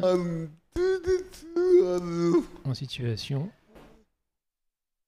de handicap et des valides. Et en même temps,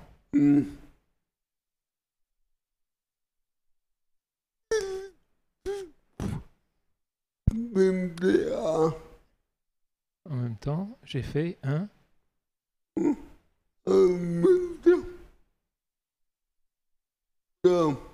en même temps dans l'association On danse, on donne des spectacles. Non. Ah, des formations. Gens.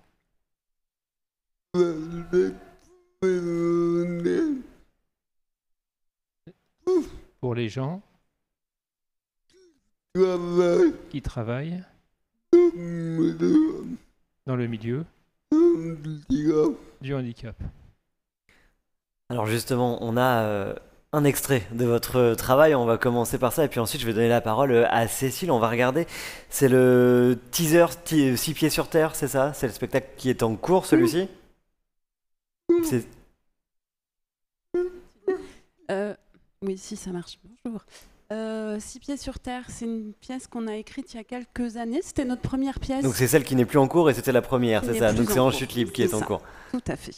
Eh bien on regarde ensemble 6 pieds sur terre.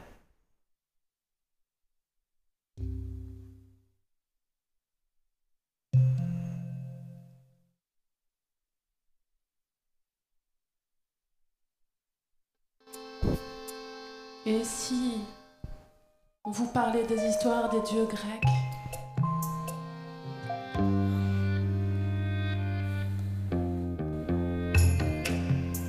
Et si on écoutait les corps?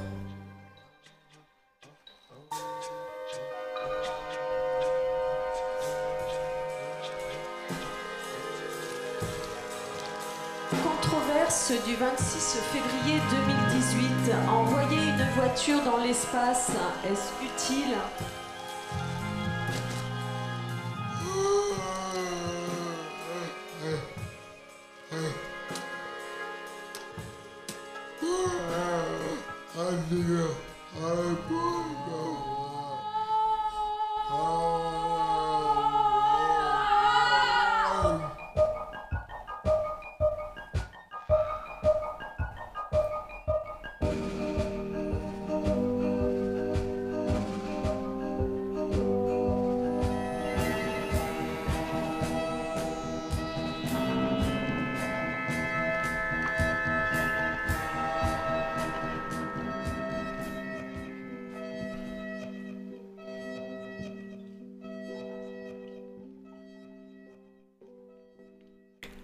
On le voit, Cécile, dans cet extrait de spectacle, on peut applaudir. 6 pieds sur terre. Cette toute première création, on le voit, l'idée, et c'est ce que vous défendez dans votre compagnie, on fait avec, en fait. On fait avec, on adapte, et ça fait partie du spectacle, et c'est seulement et juste une démarche artistique. Oui.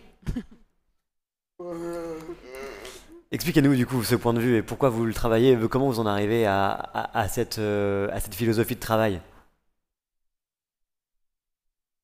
Alors la compagnie d'Anna a été créée en 2004, fondée par Anna Maria Fernandez, que j'ai rencontrée pour ma part en 2011. C'est vraiment les rencontres qui se sont faites au fur et à mesure, et je crois que 6 pieds sur terre, c'est la rencontre qu'on a eue ensemble avec Dimitri et Magali. C'était votre première rencontre tous les deux? C'était notre première rencontre. En fait, donc voilà, la compagnie a été créée par Anna Maria Fernandez. Moi, j'ai commencé à l'assister, à la rencontrer.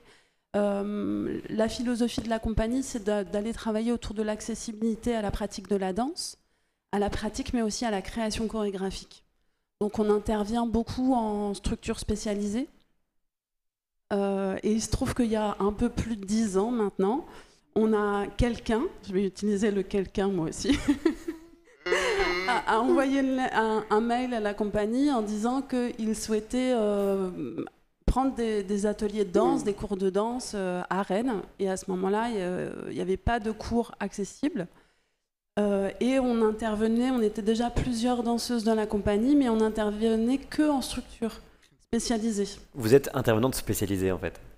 En tout cas, à ce C'est moment-là, le cas, ouais. dans la compagnie, voilà, c'était ça qui s'était vraiment développé. Et donc, quand on a reçu le mail de ce quelqu'un, on s'est dit, effectivement, il n'y a pas de proposition à Rennes en structure culturelle ou en maison de quartier pour des personnes en situation de handicap. Donc, on a créé un atelier pour ce quelqu'un. Qui du coup est venu, heureusement. Et donc c'était Dimitri et ça a été une grande rencontre assez vite. Voilà, assez vite on s'est mis à danser tous les deux, invités à différents endroits, à aller improviser. On aimait bien cet endroit-là et puis une belle connexion, je crois aussi vraiment dans nos corps et dans notre danse. Donc voilà. Et effectivement, Dimitri maintenant mène cet atelier qu'on a mis en place à la base pour lui. Donc c'est pas rien aussi dans tout ce qui s'est passé. Et puis Six Pieds sur Terre, c'était vraiment cette rencontre. Une fois on a improvisé, quelqu'un est venu nous voir à la fin et nous a dit « J'ai écrit un poème à partir de votre improvisation ». Et ça commençait par « Je t'emmènerai aux confins du monde, Pénélope ». Et on s'est regardés tous les deux et ça nous a saisis de se dire « Ah, Pénélope, Ulysse ». Comment est-ce que nous, on pourrait le raconter, nous, aujourd'hui, en étant nous ? Vous avez filé cette métaphore, ouais. Voilà. Donc, Six Pieds sur Terre, c'était ça. Et effectivement, je crois que dans la compagnie, on a cet endroit de danser avec tout ce qu'on est, sans vouloir rien enlever. Et juste, au contraire, avec toute la sensibilité qu'on peut avoir chacun. Et comment est-ce que notre rencontre aussi, elle nous déplace chacun ? J'ai écrit il n'y a pas très longtemps sur justement le duo qu'on a montré tout à l'heure, qui est le début un peu d'une nouvelle pièce qu'on est en train de créer. En prenant des notes, en travaillant ensemble avec Dimitri, je ne sais plus exactement, mais c'était le fait que du coup, dans ma rencontre avec toi, j'avais l'impression que tu m'avais déstabilisé, en tout cas fait perdre mon axe pour en trouver un autre. Et tu me disais que ça t'avait fait la même chose.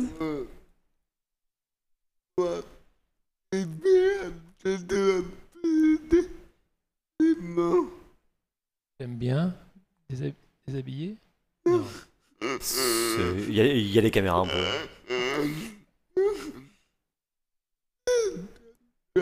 Déstabiliser les gens. Et du coup, tu m'as appris beaucoup, et j'espère réciproquement. Et toi aussi. Déstabilisant, c'est un peu ce qui arrive quand on débarque justement dans une discipline artistique, qu'il faut tout chambouler ou pas, justement, l'adapter. Alors comment on fait? Comment on adapte? Comment on prend en compte et vous signez deux cases différentes, le savoir-faire technique et le savoir-faire complémentaire? Là, je vais parler du coup plutôt des interventions peut-être en milieu spécialisé. Comment on adapte en fait exactement? Comment Alors, j'ai pas l'impression de travailler autrement quand je travaille en structure culturelle ou en structure spécialisée. Pour moi, la nature de mon travail est elle-même. Parce que du coup, la manière dont on travaille avec Dimitri et les autres danseurs de la compagnie, on est 9 professionnels en tout autour de Nantes et de Rennes. On travaille toujours avec du coup le fait de positionner chaque personne qui vont participer à nos ateliers en tant que danseurs et du coup créateurs de leur propre danse. Donc pour moi c'est vraiment, certes on a un savoir-faire technique tous les deux, on a travaillé les fondamentaux de la danse, et pour moi les savoir-faire complémentaires c'est toutes les personnes qui participent à l'atelier qui vont venir du coup nous proposer. C'est toujours, on crée des espaces de danse dans lesquels on est tous ensemble. Donc c'est créer un groupe. Alors évidemment, ça met quelques temps. Le long terme est vraiment important. Mais du coup, c'est vraiment de venir travailler des espaces de danse, non pas en tant que prof de danse ou en tant que thérapeute, mais vraiment en tant que danseur, proposer des espaces de création dont on va tous et toutes pouvoir se saisir. Et pour moi, justement, c'est tous ensemble qu'on vient apporter les savoir-faire techniques ou complémentaires. Je m'appuie autant sur chaque participant, participante, sur, je ne sais pas, leur attention, leur perception, l'envie d'être là et l'envie d'être ensemble. On travaille beaucoup autour de la relation, beaucoup à partir des sensations, des imaginaires.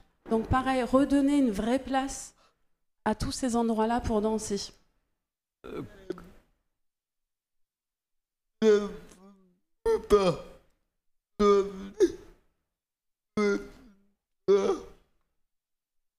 Comme je peux pas danser. Non. Quand on ne peut pas danser avec le corps, on peut danser avec l'esprit, avec les yeux. Alors comment on scelle les yeux, Cécile ? On peut se poser la question tous les deux. On a eu le plaisir avec Dimitri de partager plusieurs années avec un très beau danseur qui est décédé il n'y a pas très longtemps et qui effectivement ne dansait qu'avec les yeux et la bouche et qui avait un sens de l'espace absolument incroyable et avec lequel vraiment voilà, on a passé des belles années. Il nous a appris plein de choses aussi sur la question de la relation, sur l'espace. Plein d'endroits très forts. On apprend, c'est vraiment cet endroit-là aussi de poser le fait on crée un espace dans lequel on va apprendre tous ensemble. Et il n'y a pas le sachant d'un côté. Et non, c'est vraiment de se dire qu'on partage un moment et on le partage complètement dans tout ce qu'on est et tout ce qu'on est le bienvenu. Vous posez l'espace de danse et derrière vous laissez la création opérer, c'est ça l'idée, c'est ce que vous expliquez. Et ce qui est important pour nous, je crois autant que possible, c'est le long terme. Et c'est toutes les difficultés après qu'il peut y avoir sur les questions d'argent, que ce soit dans le milieu de la culture ou dans le milieu du soin ou du médico-éducatif ou social. Justement, quand vous dites sur le long terme, on imagine très bien un masterclass ordinaire sur une semaine ou 15 jours, le temps des vacances, on voit comment à peu près ça se finance. Quand vous dites le long terme, c'est quoi le long terme et comment justement on finance ça ? C'est une bonne question. On se pose la question. D'ailleurs, on parlait aussi des formations avec Dimitri. Mais voilà, effectivement, comment est-ce qu'on offre des espaces de pratique réguliers sur le long terme au plus grand nombre, enfin en tout cas à tous ceux et celles qui en ont envie.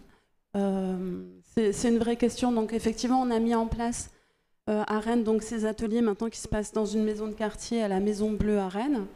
Il y a aussi des ateliers qui se passent au Conservatoire de Rennes, avec du coup des élèves musiciens du conservatoire et des comédiens-comédiennes aussi, et des jeunes danseuses de l'Institut médico-éducatif de Bru. Et ça, c'est en place déjà depuis pas mal d'années. Et on essaye de le conserver effectivement vraiment sur le long terme, parce que je pense que c'est de faire en sorte que chacun, chacune puisse s'approprier ces espaces de danse pour devenir danseur, danseuse. Et pour ça, il faut de la pratique régulière sur le long terme. Il faut des formations adaptées.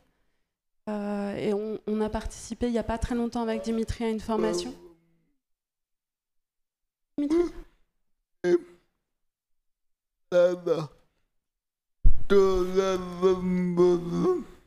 Dans la formation, la personne qui donnait la formation a pas adapté quelqu'un comme moi. Ou quelqu'un comme moi. Moi, à un moment, j'avais parti. À un moment, j'avais... J'étais sorti. Non.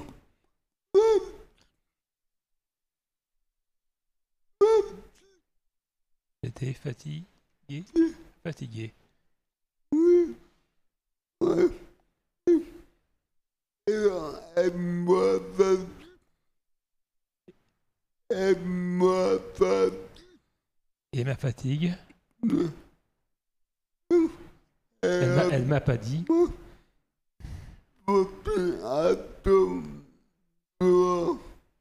Peux-tu attendre dehors? Non.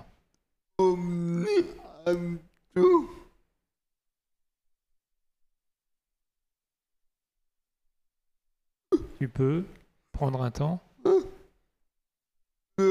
dehors pour te reposer. Et moi? Elle m'a pas dit ça.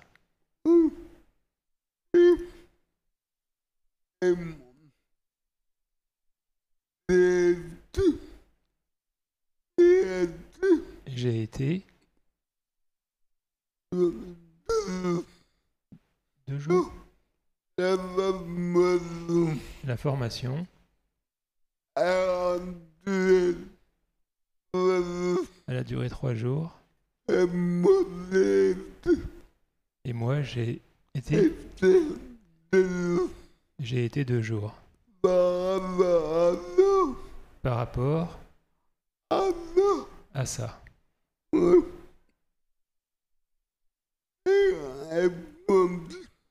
Et elle m'a dit,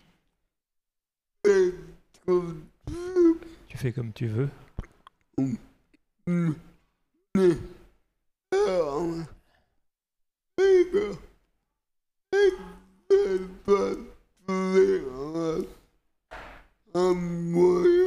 Et j'ai pas trouvé un moyen.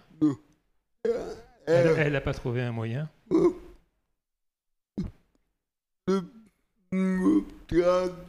De me garder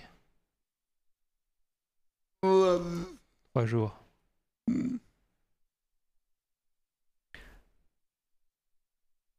Que je rajoute quelque chose? Oui, cette formation, c'était quand même super de pouvoir la faire, mais effectivement, je pense qu'il y a des endroits d'adaptation qui peuvent être importants, et même dans les propositions, c'était plus compliqué pour elle de pouvoir adapter du coup à la situation de chacun. C'est toutes les difficultés des formations professionnelles, hein, souvent avec des grands groupes, et donc pas d'adaptation. Donc du coup, c'est mieux quand ça passe par une compagnie qui est déjà sensibilisée, dans laquelle, par exemple, Dimitri est, et où là, vous vous dites, on est en mesure d'accompagner tous les publics à la danse, et vous y tenez, en plus, vous le dites, on fait de l'artistique, on fait pas du thérapeutique. Oui, en tout cas, et ça donne envie qu'il y ait d'autres endroits de formation, parce qu'on a toutes besoin de venir nourrir notre travail par des formations. Donc, ça donne envie qu'il y ait d'autres compagnies qui proposent de plus en plus d'espaces de formation, notamment en danse, entre autres. La pratique artistique, elle a une place pour toutes et tous, et elle est bénéfique pour toutes et tous. Votre regard à tous les deux, Quentin et Valérie, du coup, sur ce sujet, justement, sur comment valoriser la pratique artistique et la rendre toujours plus accessible au final. Je pense que les témoignages ici nous donnent envie d'aller plus loin et d'aller faire cette démarche. Je pense qu'encore la communication doit aussi être ouverte encore un peu plus. Précédemment, dans la table ronde, on parlait des entreprises, mais je pense que pour tout public aussi, cette sensibilisation et cette information à l'accès justement et à tout ce qu'ils mettent en place, moi je suis assez impressionnée par tout ce que vous nous dites, tout ce que vous faites, et je pense que ça doit être encore communiqué encore plus, quoi.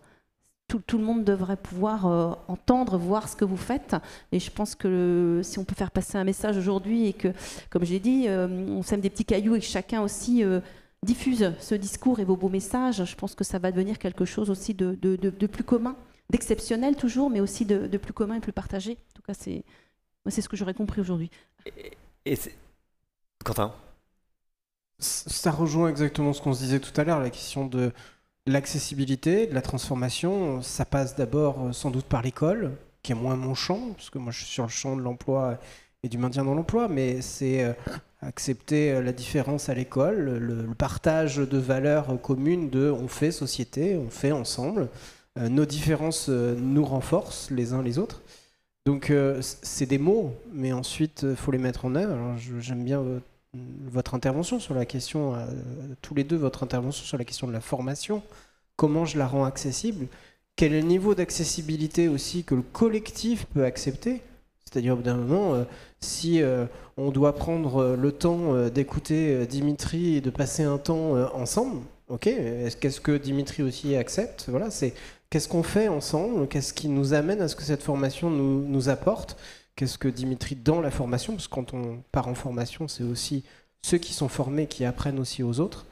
Donc c'est toute cette question-là de qu'est-ce qu'on accepte? On en revient à la discussion qu'on avait sur la question de l'emploi et du maintien dans l'emploi. Qu'est-ce que le collectif accepte dans un espace de travail pour qu'on puisse travailler ensemble? Donc, quelle est la valeur du travail? Jusqu'où je vais? Qu'est-ce qui est productif? Qu'est-ce qui ne l'est pas? Dans le monde culturel, la question du productif se pose de façon différente. Et donc, c'est toutes ces notions-là qui ne sont pas forcément évidentes dans le monde de la culture. Et c'est pour ça que c'est des budgets aussi souvent à part, parce que la question de la culture peut être sur le long terme, sur le court terme. C'est tout plein de notions qui se mélangent et qui ne sont pas forcément évidentes à partager. Cependant, on l'a vu après les Paralympiques notamment, surtout avec l'organisation des Paralympiques à Paris, que la notion de l'accessibilité nécessite encore d'être travaillée en France, aussi bien l'accessibilité de tous les champs, parce que le champ du handicap traverse tous les âges, tous les champs, tous les moments. Et j'aime bien... c'est pas l'orientation politique particulière d'un champ ou d'un autre, mais Sophie Cluzel essayait, au moment quand elle a lancé les choses, de venir bousculer justement les champs déjà établis entre le médico-social, entre le secteur protégé, le secteur adapté et le milieu ordinaire, et de dire ok, il nous faut bouger et continuer à bouger dans ce sens. Et pour justement bouger et pour justement continuer de mobiliser, j'aimerais conclure avec la phrase que vous disiez, Tumette, et le propos que vous partagez également, Cécile, sur cette volonté qu'il y ait une mobilisation très large, beaucoup plus large de la communauté culturelle pour généraliser l'inclusion dans la programmation, tout simplement déjà dans l'AEPROC classique et puis aussi du coup dans la mise en activité des spectacles, de tous les spectacles finalement. C'est un vrai souhait de mobilisation de votre part. Enfin, c'est une mobilisation qui a du sens pour vous. Oui, je pense qu'on en a tous besoin de pouvoir accéder à la culture. C'est un droit culturel, un droit fondamental. Et que vos spectacles soient intégrés. On en parlait justement quand on préparait cette conférence, de dire que, allez, là depuis septembre, il y a eu 4 spectacles, 4 gros festivals de danse en Bretagne. Je crois qu'aucun n'a intégré un spectacle adapté ou un spectacle différent. Peu. J'en vois un quand même du côté de Brest, Morlaix, le festival Ice, ouais, qui du coup a un vrai regard sur ces questions, mais effectivement de manière générale c'est assez rare. 1 sur 4, c'est avec un spectacle par festival. C'est ça. Après, je ne les connais pas tous. Peut-être qu'il y a eu des nouvelles programmations. Et je vois que la programmation culturelle, de manière générale, Tumette en parlait aussi tout à l'heure, est en train de s'ouvrir.